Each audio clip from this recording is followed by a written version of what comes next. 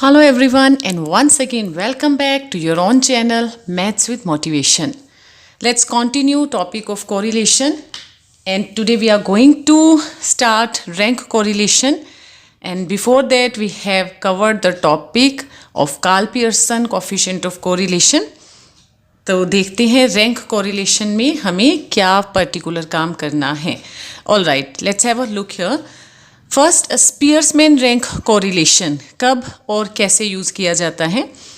Sometimes when we deal with the qualitative data, for example beauty, honesty, efficiency, etc., in such cases ranks are given to individuals and the study of correlation of characteristics expressed by the rank is called rank correlation.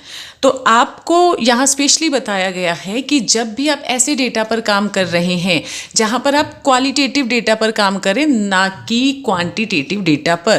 Qualitative data, suppose कोई beauty competition हो रहा है तो वहाँ पर जजेस हैं जिन्होंने जो जजमेंट देनी है तो वो कुछ रैंक्स दे रहे हैं, है ना. जो भी पार्टिसिपेंट्स थे रैंक दिया है. तो इस टाइप का जब डेटा आप डील करते हैं वहाँ पर कोएफिशिएंट ऑफ कोरिलेशन के लिए we use rank correlation. Okay, all right. तो फॉर्मूला क्या है यहाँ पर? You can see I have written two forms. First, when R is equal to 1 minus bracket में देना है ये portion. Again I am saying students 1 को पूरा ले लेते हैं इसी के साथ और अपॉन इस पूरे के नीचे लिखते हैं. That is totally wrong. 1 minus then within the bracket 6 sigma d square divided by n into n square minus 1, where n that is the number of terms. जब आप n की बात कर रहे हैं this is number of terms and d stands for the difference of rank. आप जब numerical करेंगे उसमें आपको x और y का जो डेटा दिया होता है हम उसको कुछ रैंक्स देते हैं. तो R1, R2, x और y के रैंक्स के लिए हम यूज़ कर लेते हैं. It is only a simple notation. आप वहाँ पर r x minus r y भी लिख सकते हैं, मतलब rank of x and rank of y. Got it. तो ये हम कब यूज़ करते हैं कि जब जो आपको डेटा प्रोवाइड किया गया है उसमें कोई भी टर्म ना रिपीट ना हो रही हो. All terms are distinct. X में कोई टर्म रिपीट नहीं हो रही है, ठीक है. एक्स में आपने जो भी डेटा लिया all terms are distinct. Similarly y में भी कोई टर्म रिपीट नहीं हो रही है. अब कुछ स्टूडेंट क्वेश्चन पुट करते हैं क्या एक्स और वाई में भी जो टर्म्स हैं वो डिफरेंट होनी चाहिए? नो. यहाँ बात हो रही है कि सिंगल x का जब आप कॉलम देखें उसमें कोई टर्म रिपीट ना हो. ये नहीं है कि सपोज x में 16 दिया है y में भी 16 हो सकता है. x और y that are the two different columns ना.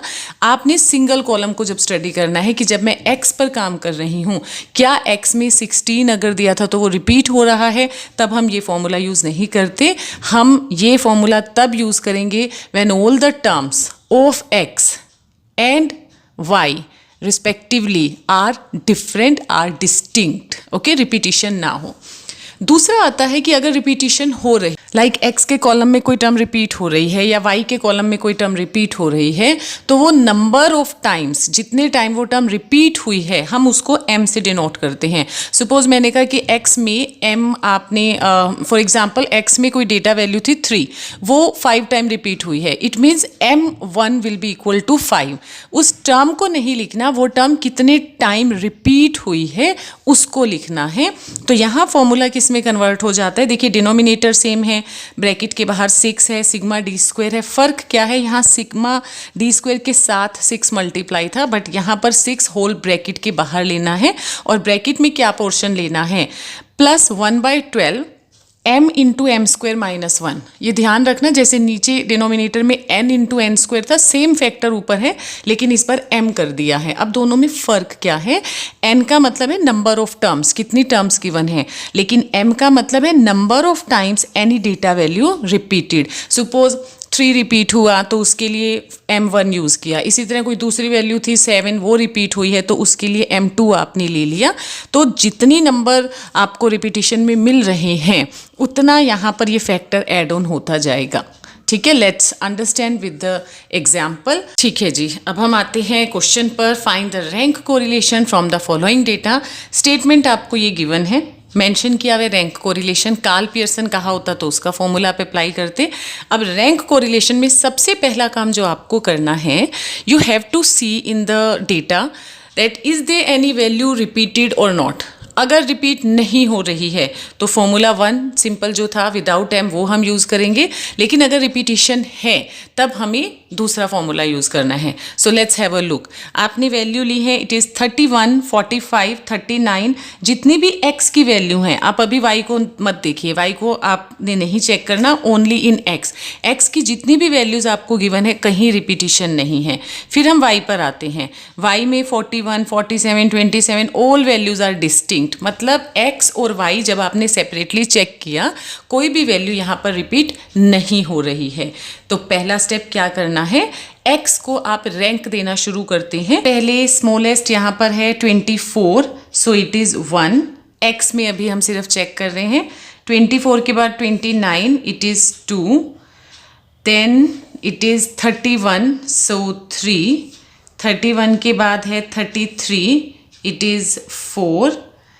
देन 33 के बाद है 36, so it is 5। Then it is 39, 6। 39 के बाद है 41, 7। देन 42, 8। 45, 9 and 48, 10 like this. ठीक है, इसी तरह अब हम y पर आते हैं। y में स्मॉलेस्ट टर्म क्या है, 41, 47, 27, 29। Okay, 27 is the smallest term, so it is 1। Then 29 is 2। 29 के बाद 30 इज़ 3। 30 के बाद है 35 इज़ 4। 37 इज़ 5। 38 इज़ 6। 39 इज़ 7।